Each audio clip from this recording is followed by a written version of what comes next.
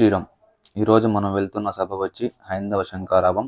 ఈ సభకి దేశ నలుమూల నుంచి మన హిందూ మిత్రులు వచ్చారు. దాదాపుగా 10,000 వాహనాలు 15 నుంచి 20 ఏళ్లలో వచ్చారు. ఈ సభ ముఖ్య ఉద్దేశం వచ్చి హిందువులు అందరూ ఐకమత్యంగా ఉండాలి మరియు హిందూ దేవస్థానాలపై జరుగుతున్న దాడులను ఎలా అరికట్టాలి అని తెలుపుతారు. ఈ సభలో జరగబోయే సన్నివేశాలు ఈ వీడియోలో చూపిస్తాను, చూడండి. జై శ్రీరామ్.